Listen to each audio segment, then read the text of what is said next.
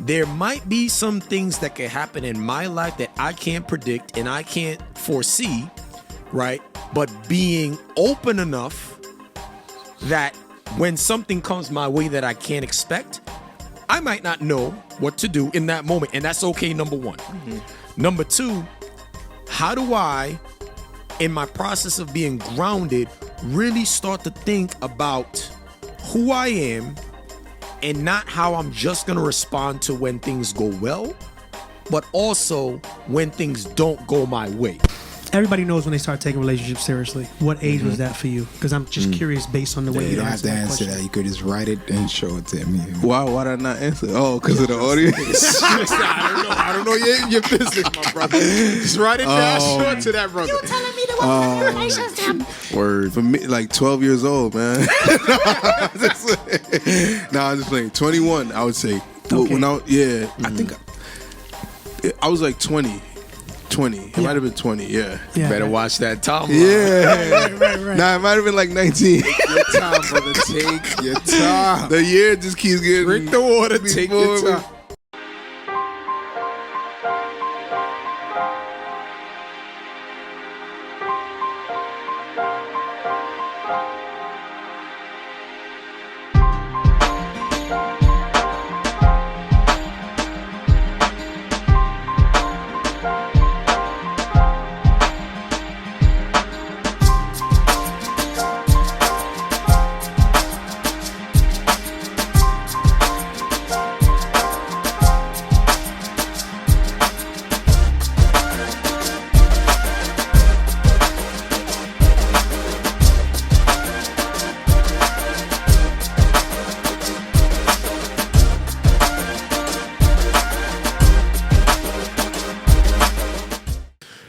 All right. So we back again. Purpose Vision.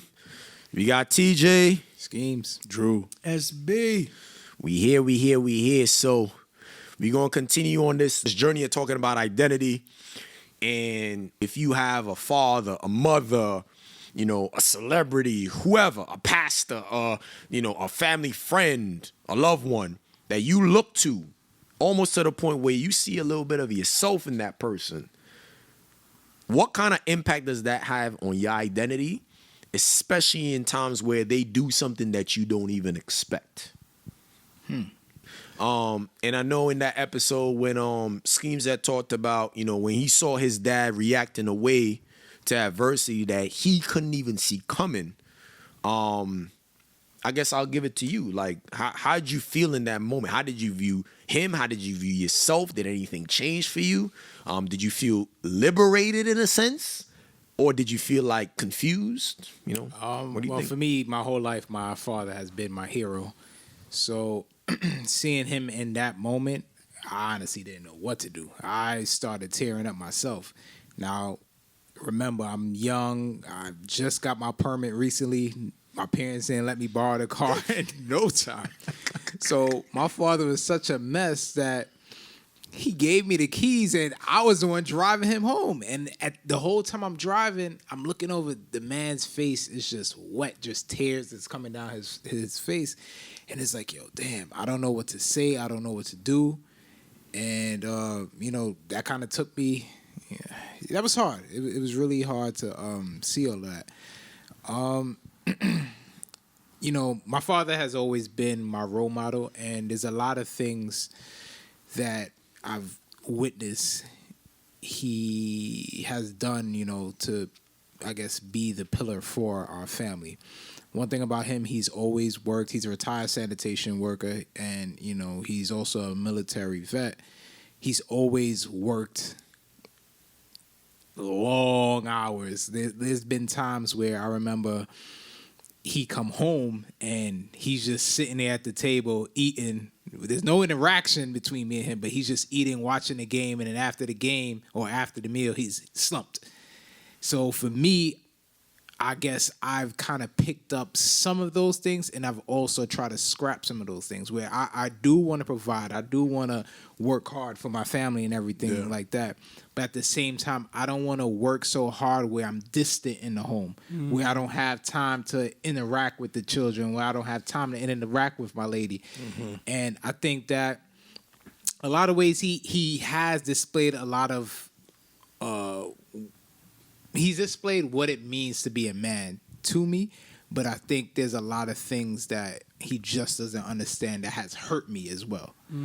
So yeah, that's deep. Yeah. In those moments, I feel like the silver lining in those moments is that you're learning about your identity through that, right? Because like you learn that there are certain things that bother you. You learn certain things you want to do, what you don't want to do, and like that experience, I feel like is helping you understand who you are. You know what I mean? Definitely. Now, before we even go further, and I'll kind of pose this out there, do we feel collectively or individually, I'm curious to hear y'all opinions, do you think it's important to have a role model as you find yourself?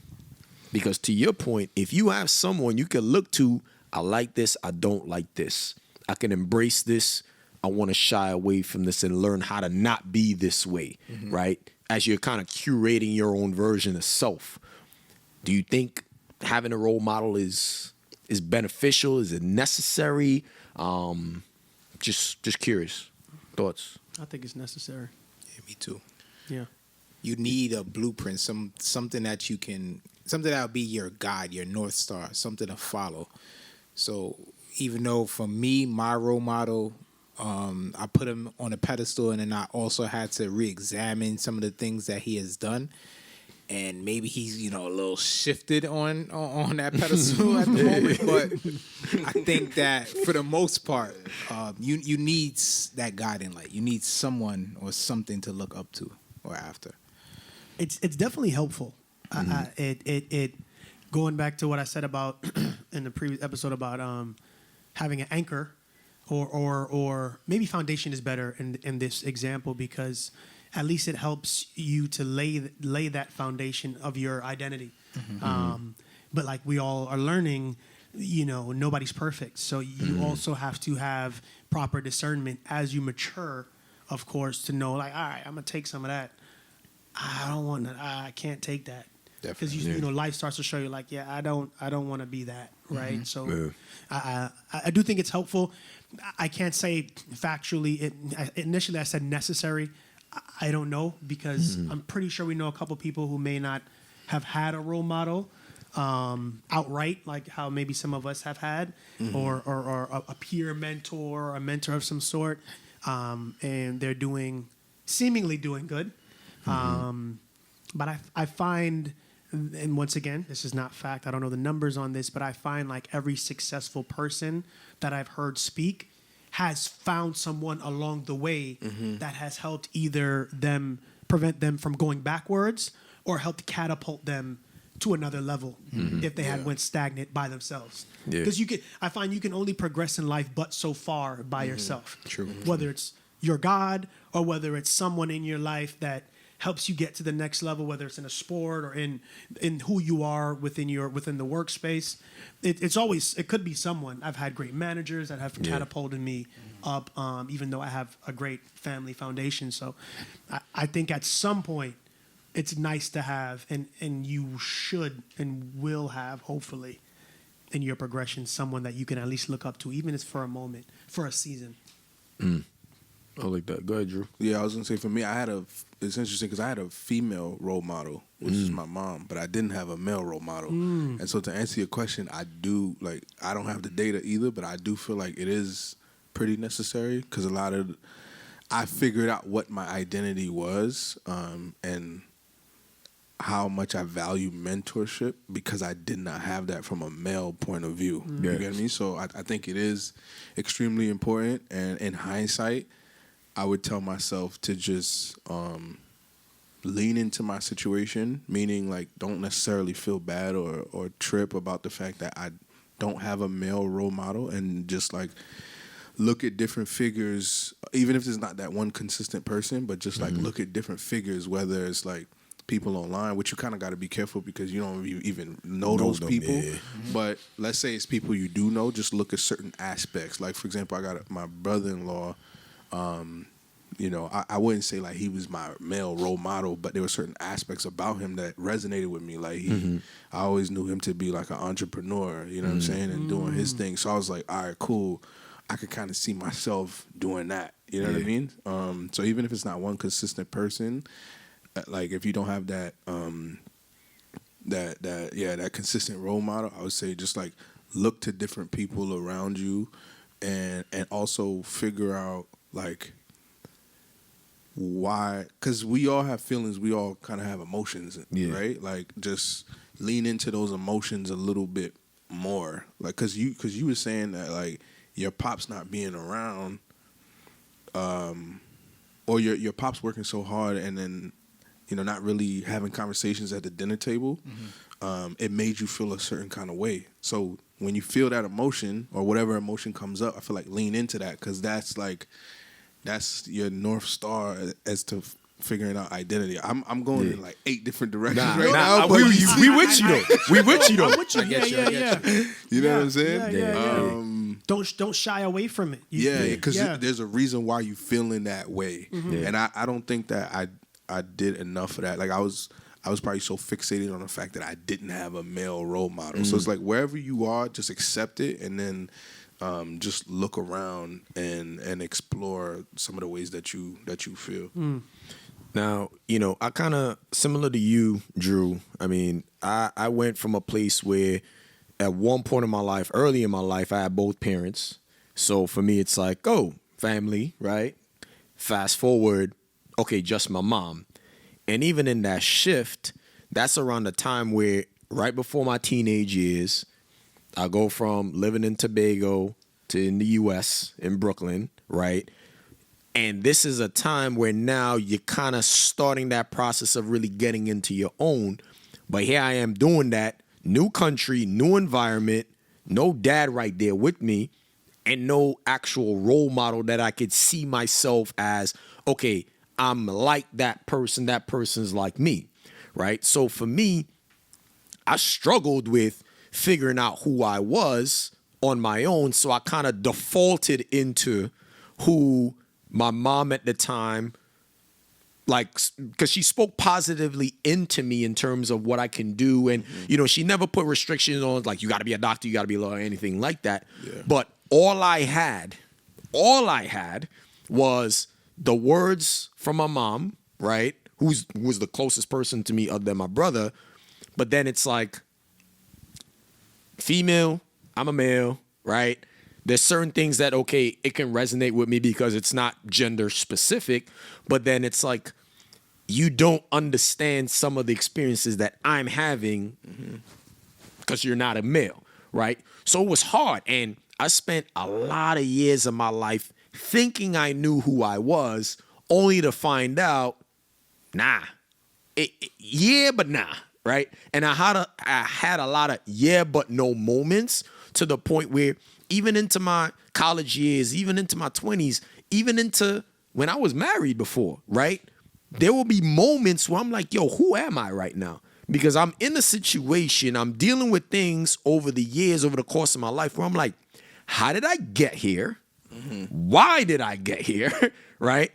And I feel like I know what I should be doing, but I'm also kind of lost while being confident in, or displaying a certain level of confidence, knowing who I am, because I'm defaulting back to what I was taught I could be. Right. Yeah. Right. So how did you? Wait, we got to Confidently go lost. deeper into that, right? Like how did you? Confidently lost. The yay but nay. Yeah. How did you ultimately know? Like, which so one was here's which? the thing, right? There'll be certain situations where I felt, okay, this wouldn't happen to me, right? Or if this happened, I would be prepared for this. Fast forward, whoa, this is happening to me. Didn't see it. Or why do I not exactly know how to respond right now? Why do I feel like I'm figuring it out again, right? And a lot of it had to do with my mindset and my approach, and recognizing, because hindsight is always 20/20. Now I look back, and there are many moments at the time I felt like I know who I am, right? I know what I believe. I know what I should do. But then now I look back, I'm like, no, I did not, right? But the only confidence I had in who I was based off of what my mom told me I could be, but then not actually having specific role models. Now, I had people in my life, right? So SB's dad, right? Role model to me, right? But I didn't live with him. I didn't grow up with him, right? My experiences with him were limited based off of if I'm sleeping over, if I'm talking with him, right? But then he's not always there, right? I have a brother 2 years older than me.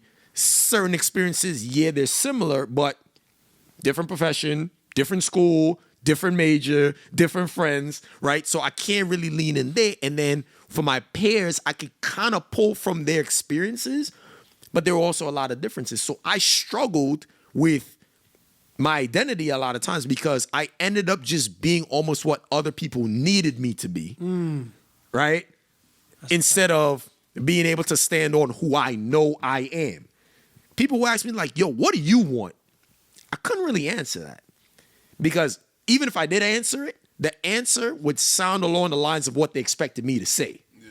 He was reading a But not what I really, really wanted.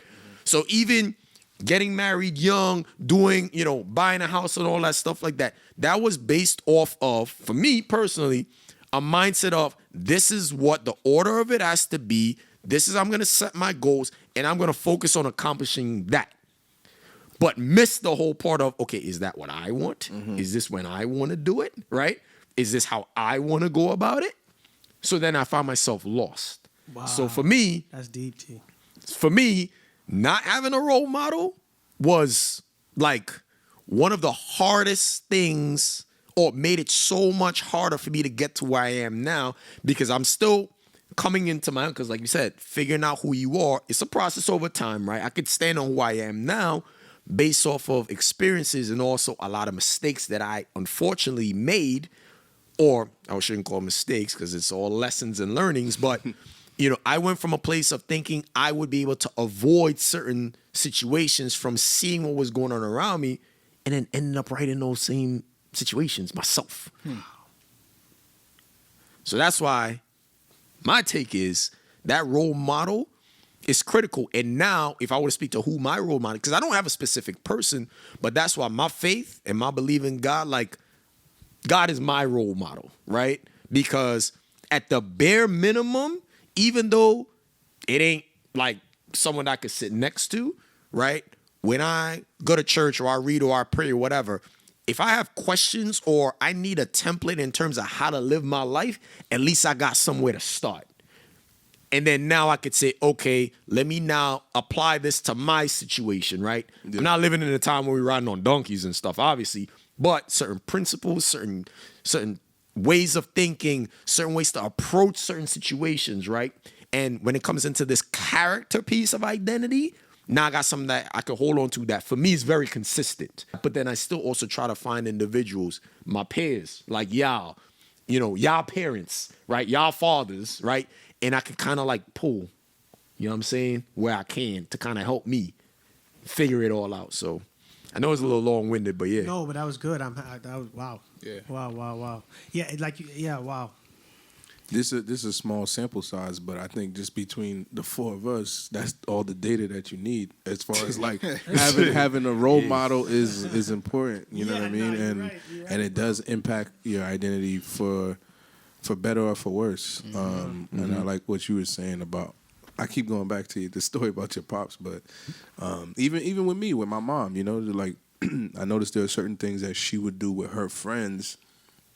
Like she doesn't like to be an open book sometimes, and she'll just get in the habit of like lying, and then after a while, I'm like, yo, like I started doing that subconsciously.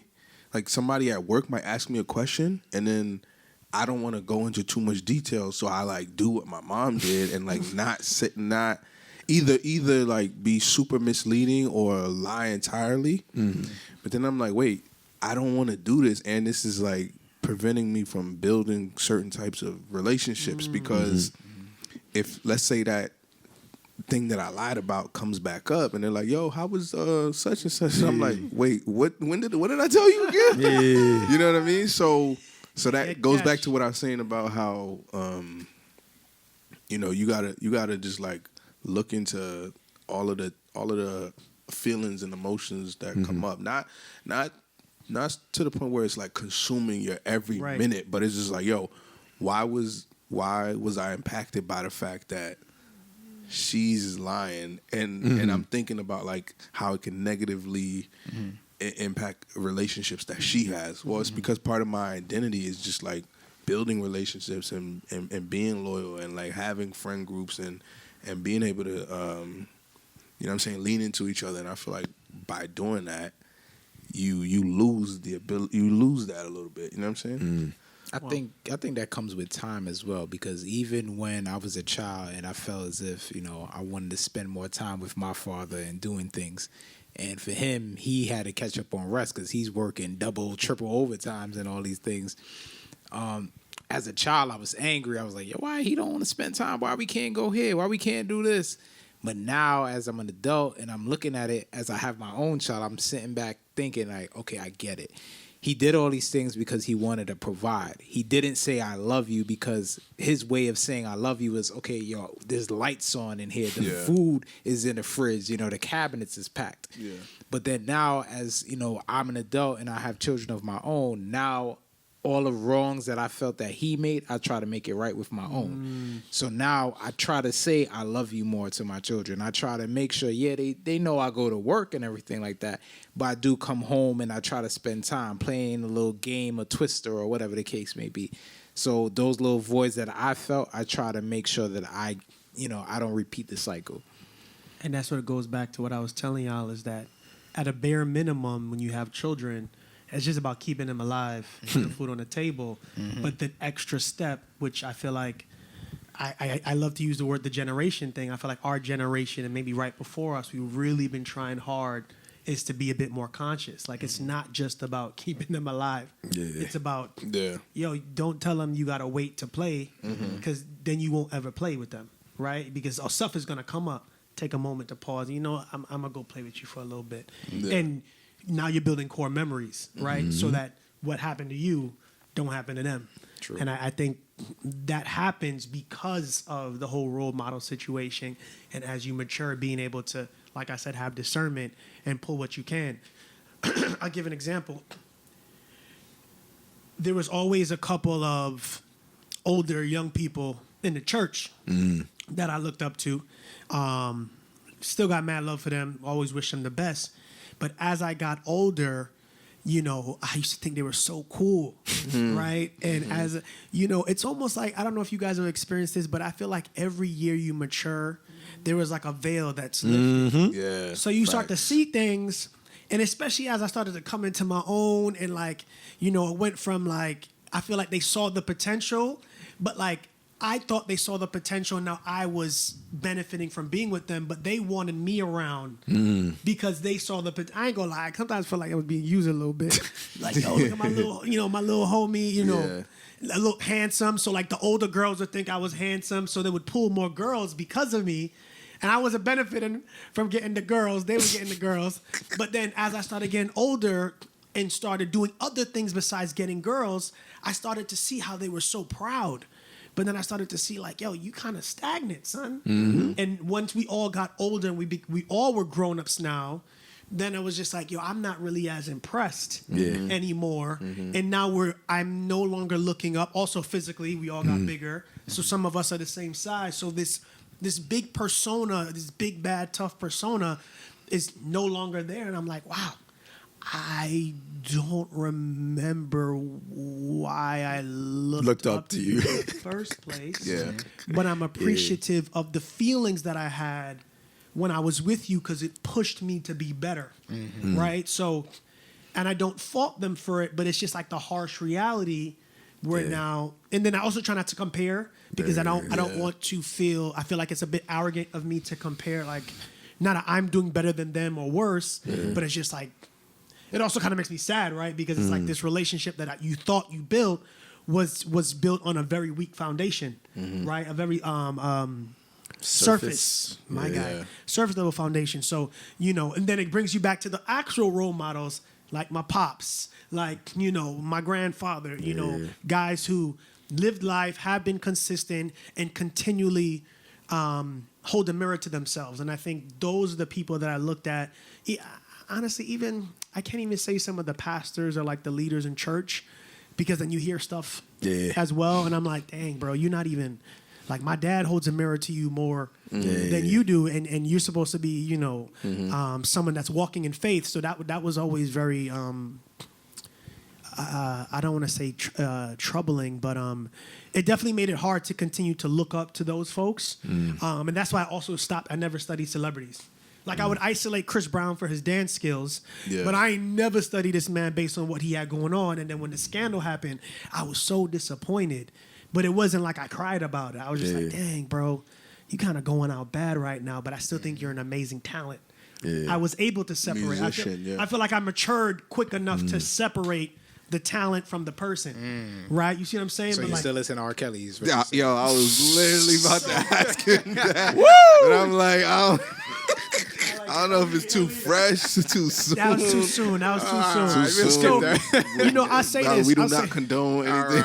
I say this. You got to put the disclaimer. Put the disclaimer on the screen. not condone. R. Kelly, Bill Cosby, once again, not tied to it, bro. Yeah. Hurt my heart when I heard what they did. Right. But I held on to Bill Cosby's character on the Cosbys. Right. I didn't know the man. Yeah. I didn't hold on to what he got going on. None of us do And- actually know him in right. person. And so let's be yeah. real. And R. Kelly, I never knew like if it wasn't for social, like before we grew up without social media, so Yeah. I didn't see nothing about R. Kelly unless I saw it in a music video. And for me, he was the king of R&B at one point, right? Wait, what Relax, happened? What did you- relax, bro, relax. Wait, what? I didn't see nothing. I didn't see nothing. I said music videos. Oh, okay, all right. I didn't say the video. I I didn't thought see you no. ain't. All right. No, But he had I to go didn't- to the bathroom. All right. I didn't see the video. I didn't see no urination? videos. All right. I didn't see no videos. All right, let's I just thought the man was a musical genius. Yes, sir. Yes, sir. And the king of R&B. I still think he's a talent, but unfortunately, because of what he's done in his personal life, we may have lost some of that talent and that gift to the world. But I never looked up, even Obama. I was just, oh, this is great. Yeah. But it's not like I sat there and studied. I really looked at Obama as a great speaker and as someone as a communication major. Right. I held on to that. I was like, yo. Yeah. When I'm thinking, I learned how to do hard pauses because of Obama. Right? Pause. Not like pause, but like the way he spoke to this day. Yeah. You know, can't talk about some of his policies and what he did or did not do for us as a community, but whatever. But I didn't study him and say like I want to be like him, but like yo, the way he speaks, I could take some gems from that. So But that's always been my thing, taking gems from folks. That's good though, because you know how to compartmentalize. A lot of people You don't ain't know how lying. to do that, Yeah. and You that's ain't what I was going to talk about earlier. Where it's like even if you have a role model that you know in person, I feel like it's still important to understand that that person is a human, and That's it. and don't neglect the fact that you still need to explore who you are too. True. Because That's it. the minute that person does you something down. crazy, you know, your whole world is crushed because you looking at this person and you put him on a pedestal Or an idol. and it's like it was a false reality to begin with, because nobody should have that much influence over what you do or like you know what I mean, or like how you live your life, except like at the end of the day it's just you and you and God. Right. Yeah. You know what I mean? So even if I feel like hindsight, right? I'm actually kind of glad that I didn't necessarily have that one consistent male role model, because maybe I would have put so much emphasis into like thinking this person knows everything and is the end all be all, and then they do something to disappoint me, or we might have a disagreement, and then now I'm going through a crisis. You know what I mean? So maybe I was just better off in the situation that I had, where it's like, you know, I got one brother-in-law. I could see him. You know, he got his PhDs, education. So no, I had that. Then other brother-in-law, entrepreneur. You know what I'm saying? So you just taking little pieces. Even the celebrities, you don't know them personally, but it's just like, you know, I like how versatile this person could be. Let me add that to my identity. You know what I mean? And just to piggyback off of Drew's point, he made a great point, and it sparked something for me. And when I think about role models, I think the key is that my role models always challenge me, right? So I think that was easy. It was easy for me to compartmentalize because my father, my grandfather would never just give me advice. They would talk whatever it was through, provide advice, but force me to think and come to my own conclusions. So when stuff they did was a little wacky, I didn't hold on to it or it didn't crumble my foundation because I was able to compartmentalize and think for myself. You see what I'm saying? Yeah. And then you had that growth moment, which I didn't get to say, where we would share. And then I knew when I started to mature because they would be so receptive to what I had to say. And then it was like, oh, you think what I have to say is important too. Yeah. But it's all because of the foundation you helped to instill. So I think it's not just about the mentors and the role models. Your role model has to challenge you. Your role model can't just be like, oh, he's great or she's great, and they give you advice and I let you go. No, make me think. Because life is not, there's no one in life who's going to give you all the answers. And when I'm by myself and you're not there, the fire, I don't have time to call you for the answers. Yeah. So if you haven't at least helped train some level of foundation where I can think and critically think on my own, then I'll be lost. Yeah. Right. So I think that's super important. Is as we grow and build and we mentor what the next generation in whatever facet we do it in, we got to challenge these young brothers and sisters for real, because it's needed, bro. 100%. And we can't even give all the answers. Like even on this pod, Perfect. You don't got all the don't answers. don't follow the exact same thing that I did because the context is different. So even if you might have earlier, you spoke about smoky washing machine in your house, but maybe your context is different. Like maybe I don't know, maybe you got a nanny in there, so that could be a solution. But so if you know how to like critically think and just like figure out this situation, then you can get to a different conclusion. You know what I mean? Yeah, that's a good point. That's a good point. Schemes, any final thoughts? Besides Mr. R. Kelly. Yo, Listen, I'm kind of ashamed that I even dapped y'all up over that name. Look, man. Yo, Skeeps is telling me no. You brought that onto yourself, though. yeah, you did. I think in closing, your role models will let you down at times. They won't always live up to the expectations that you set for them. I think that it's good to have multiple people that you may look up to and probably take different parts of, the characteristics that you like about them or whatever, and apply that to yourself. And yeah, I think that's about it for me. Tim, Okay. I need a good one-liner, bro. Bro, I already said I'm same using the same one-liner every time. But I'm gonna agree once again, especially with that sentiment of idolizing a role model, Idolize. That's the word. right? Because don't idolize. Because if your role model breathes and bleeds just like you do, they're susceptible to mistakes just like you are and just like everybody else. So I think with understanding and grace, you get to a point where you can look up to that person or those individuals, but then have that understanding like, hey, they may fall short and I can learn from A, how they respond, or B, how they don't respond as I figure out my own identity. So with that said, without purpose, vision, you're just a blind man with a map and directions, but no destination. Till next time. All right, y'all. Bounce.